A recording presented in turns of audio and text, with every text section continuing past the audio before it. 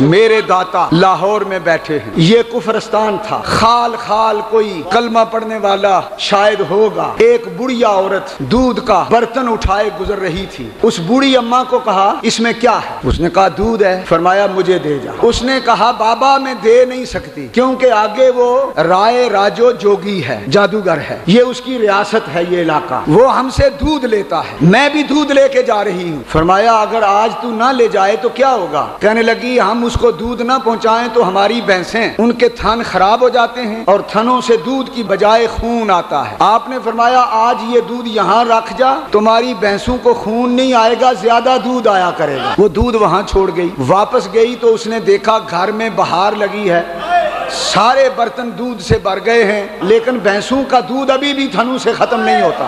وہ دودھ کا ایک مٹکا اور اٹھا کے داتا پاک کی بارگاہ میں لے آئی، یہ بھی قبول کرو۔ آپ نے مسکرا کے فرمایا تیری بھینسوں کا کوئی نقصان تو نہیں ہوا، دودھ کم تو نہیں ہوا، خون تو نہیں آیا اس کے تھنوں سے؟ کہنے لگی بالکل نہیں آیا۔ فرمایا نہ آیا ہے نہ آئندہ آئے گا، جاؤ موج کرو۔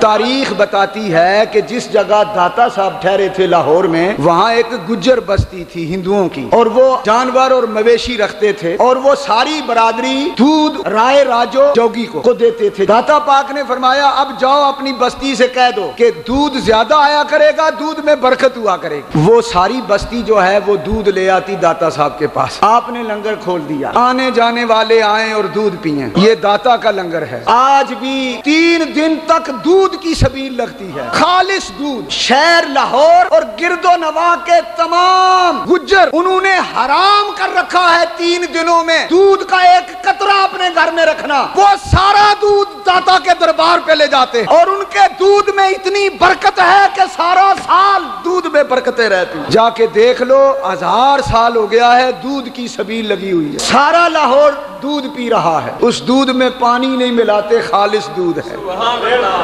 اور جو لوگ دودھ لاتے ہیں وہ کہتے ہیں جناب سارا سال ہمارے جانور بھی صحت مند رہتے ہیں اور دودھ کی کمی نہیں آتی، 1000 سال سے داتا کی کرامت چل رہی ہے۔